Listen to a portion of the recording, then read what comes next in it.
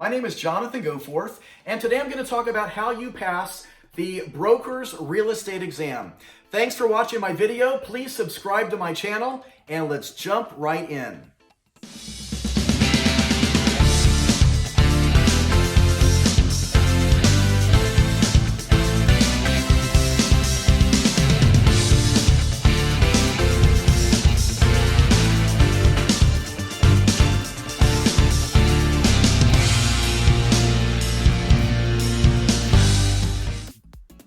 My name is Jonathan Goforth. Thanks for watching my video.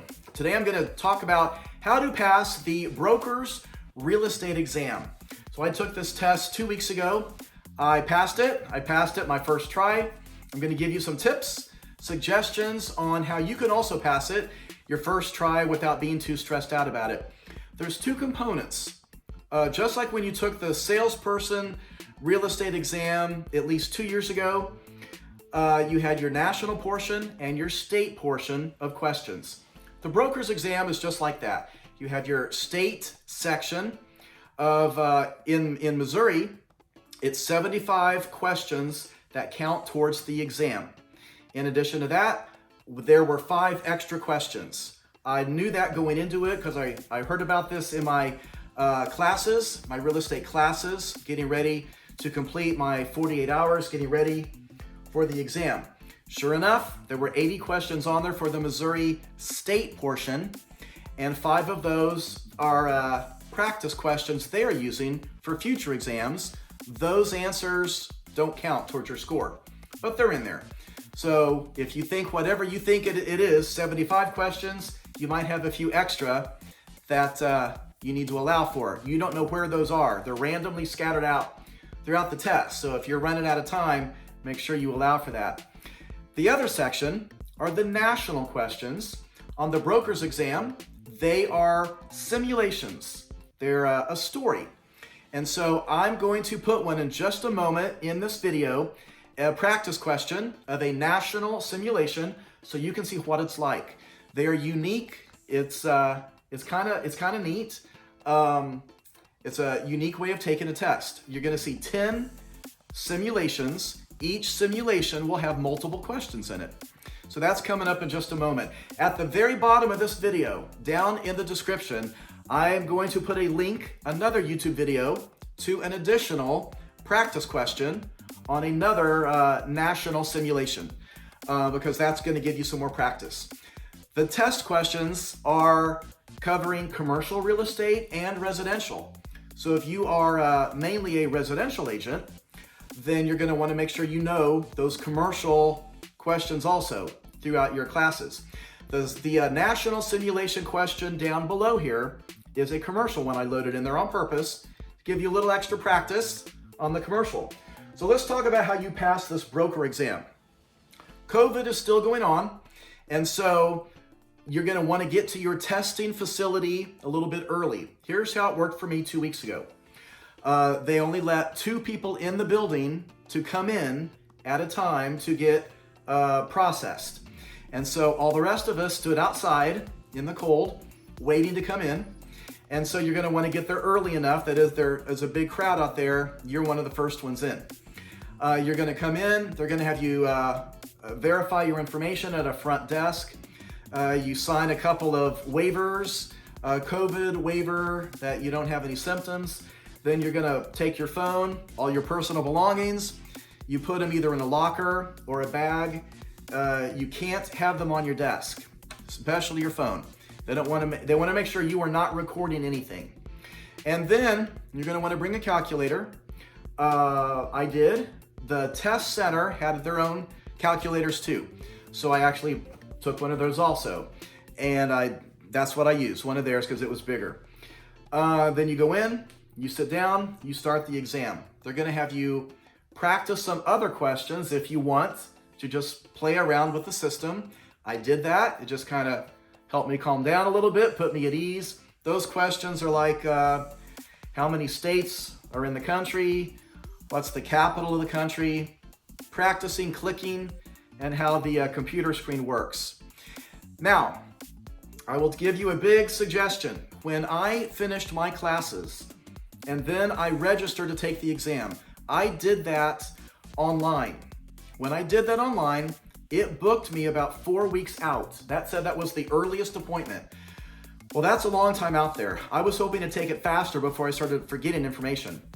Then some of us in the class started calling the testing center. There was a 1-800 number. When we called, they said, oh yeah, they could get us in fast. So if you are getting booked far out in the future, call the test center. They might be able to get you in a lot faster. For example, my classes were done on a Thursday, and then my classes were done on Wednesday. Thursday was a practice test at the testing center where I took my classes. I highly recommend you do that. You need to practice as many questions as you can because you're basically memorizing answers short term because you're going to see questions just like these on the test. I took my exam the following Monday. It was fast.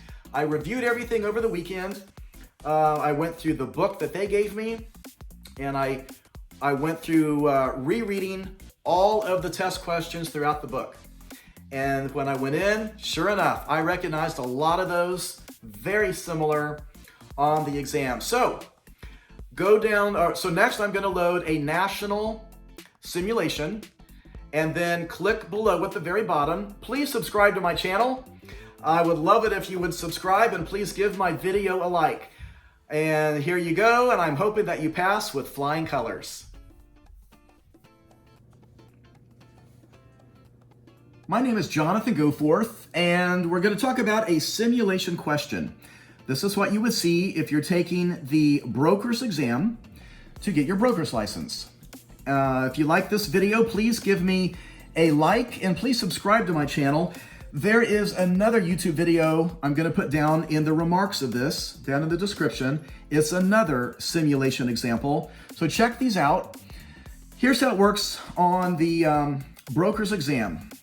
There's the state questions, which you have to pass those.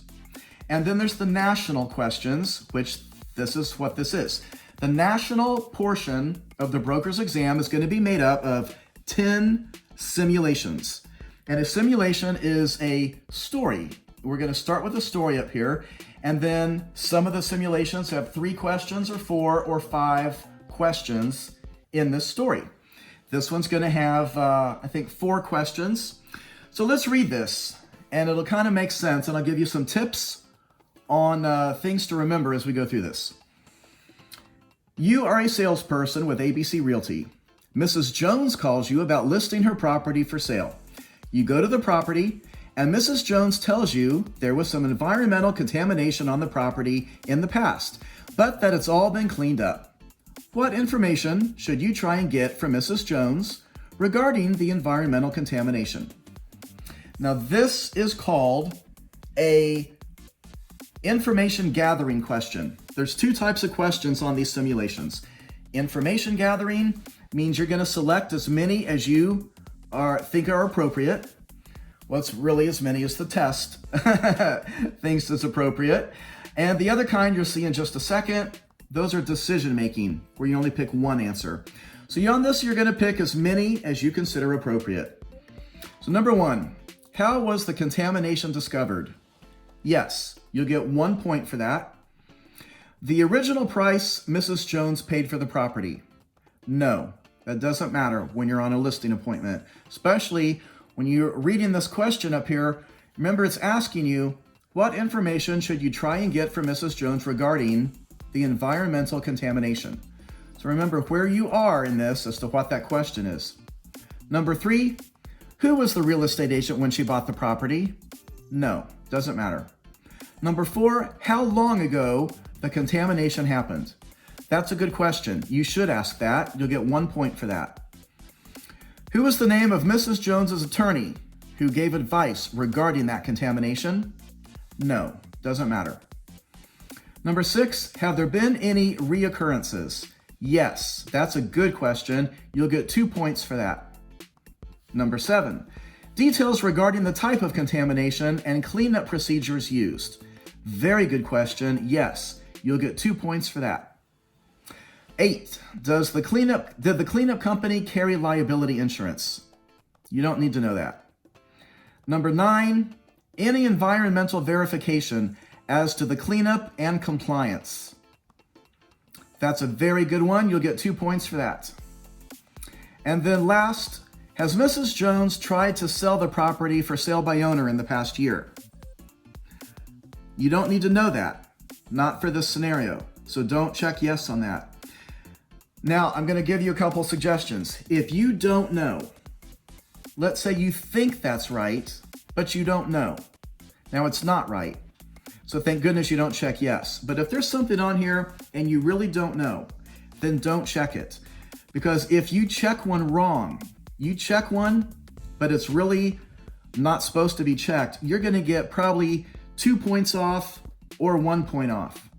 If you just don't check it, then you just don't get the points. It doesn't hurt you, you just don't collect the points. So if you get a wrong one on here, it's going to take points away. Now let's go to the next segment of this question. So remember, this is a simulation. It's all part of the same story. So the story develops a little bit, and now Mrs. Jones tells you the contamination was cleaned up properly 5 years ago. You decide to go ahead and list her property.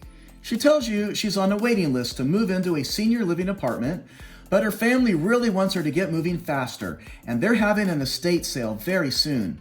What information do you need to properly proceed with a listing agreement? Select as many as you consider appropriate in this section. So this is another information gathering. On this one, I went ahead and checked the correct answers so you can study this a little bit easier. So number 1. So again, what information do you need to properly proceed with a listing agreement? The expected net proceeds for Mrs. Jones? Yes. All the owners of record on the property? Yes. Mrs. Jones's age? No. Do not ask her age. Do not ask anyone's age. If you check that, you'll get 2 points off. Your broker's policy regarding disclosure of material defects, such as environmental contamination. Absolutely. You'll get 2 points for that correct answer. Her time frame for selling. Absolutely. The original price Mrs. Jones paid for the property. No. Phone numbers of her family to gather more details regarding the estate sale. No, you don't need that to do a listing agreement.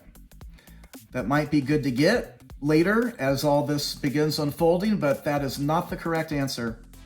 The ethnicity of the neighborhood. Absolutely not. If you check that, you'll get a -2. The property values of comparable properties. Definitely yes. And the legal description, yes. After the listing is signed, some unrepresented buyers view the property and make an offer which is accepted by the seller, Mrs. Jones.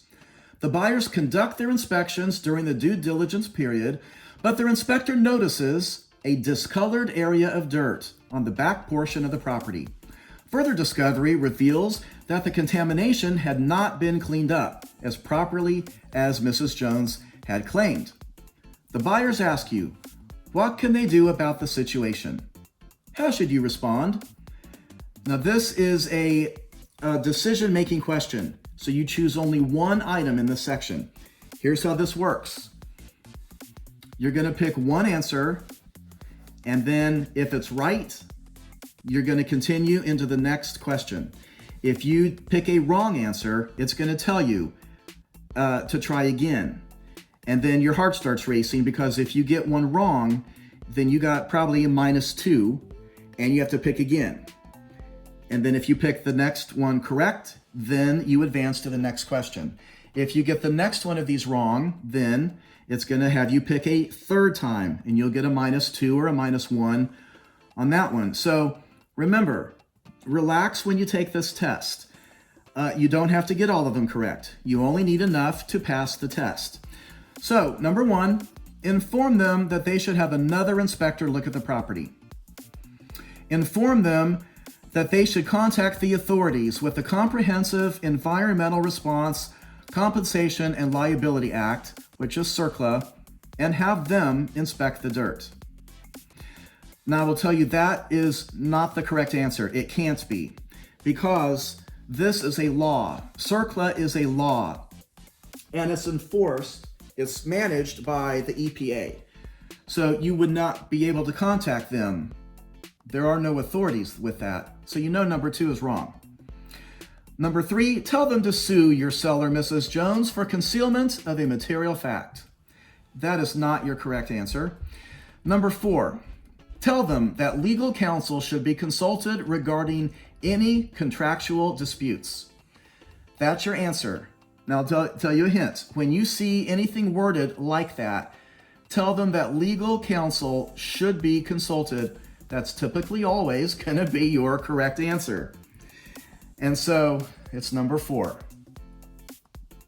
And so here's our last question in this simulation. So this simulation had 4 questions in it because that's what I did.